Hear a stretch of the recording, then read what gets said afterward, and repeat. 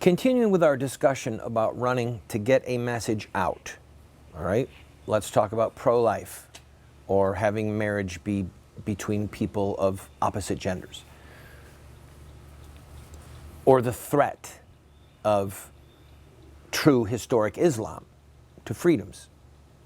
If you want to discuss these things regarding domestic policy and foreign policy, the best way to do it is to run for federal office. That means you either run for the U.S. House of Representatives, which has election cycles every 2 years in the entire nation, or you run for the U.S. Senate, which has an election every 6 years, and you're going to have 2 elections in the 6-year cycle in your state, or you run for president. All right? Now, the reason I say that that's the best way to get your message out is because federal law requires, by law, that federal candidates be given, or not given, be sold television time and radio time, and that the owners of the TV and radio stations, because they carry a federally granted license to operate that station, they are not permitted to edit or to alter your television or radio ad. Now, let the full weight of that sink in on you. In fact, you know what? Lane, let's run one 30-second commercial of mine. Now, what we're going to do here, just so you know, this is not a child-friendly ad. So if you've got a child in the room, you don't want to have them see it, we would run these later at night, and we would even run warnings on them so that people would know that some rough stuff was coming. But you watch this, and you'll see for yourself the power of it. I have known Islam on 3 continents before coming to the region where it was first revealed. That experience guides my conviction. Today, President Obama gave $1.5 billion to the Muslim Brotherhood without congressional approval. Allahu Akbar, Allahu Akbar, Allahu Akbar. I can't vote for Obama again. A vote for Obama helps Muslims murder Christians and Jews. I'm Randall Terry, and I approve this message. Now, that ad was shown all over the country when I ran for president. And I knew that I wasn't going to win. I mean, I did beat President Obama in 14 counties in Oklahoma in the Democratic primary. And for some reason, I'm not the president of those 14 counties. I don't know how the whole thing works. But anyway, I'm just kidding. The impact of that ad was phenomenal. We had news coverage all over the country from that ad and ads like it. And you can go to our website and find a link to look at some of these ads. And as an example of what you could do. But the reason that I could run those ads and bring people face to face, many people for the first time in their whole lives, face to face with choice, with a woman's right to abortion,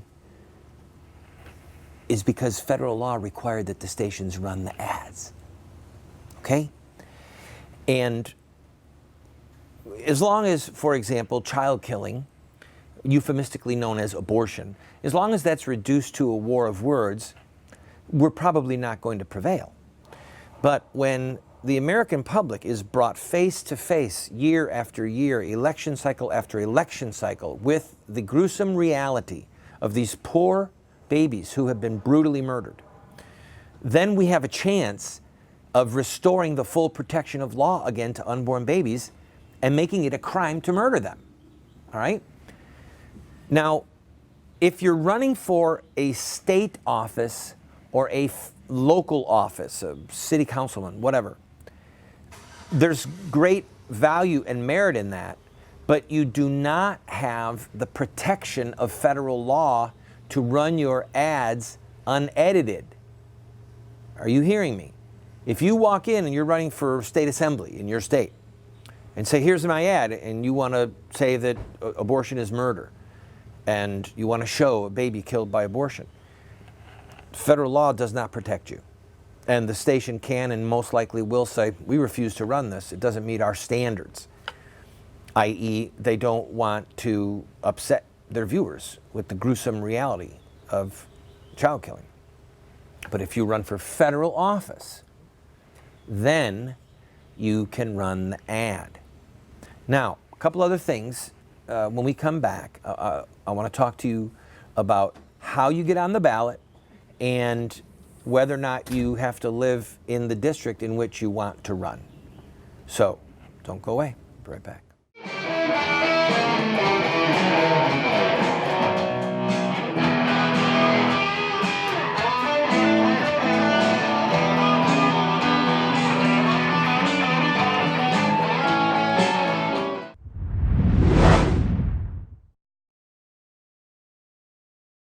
Friend, this program is supported by friends like you who believe in what we are doing. We run a very tight ship. Thankfully, we are on over 130 stations across the country, having tremendous impact. We get emails every day. We get letters in the mail, not every day, but almost every day. We hear from people who love what we're doing. What people don't understand is that it's sort of expensive to produce a television show like this. It doesn't require earth-shattering funds, but it does require financial help. So I am asking you, if you enjoy this program, throw us a $10 or a $20 bill every once in a while, or even a $50 or a $100 check. You see the address there on the screen. Your gifts are not tax deductible, by the way, because we want to be able to say what we want to say regarding politics without the IRS telling us no. So if you like the program, I ask for your support. In social revolution, peaceful social revolution, there are rules. And those rules have been established by social revolutions of the past, and the Christian community in America has failed to obey a lot of those rules, and that's why we keep losing. I put together Insurrecta Next, a 14-part television series on the history and the theology of social revolution. I encourage you to watch it. It will make you a force for righteousness, for social revolution.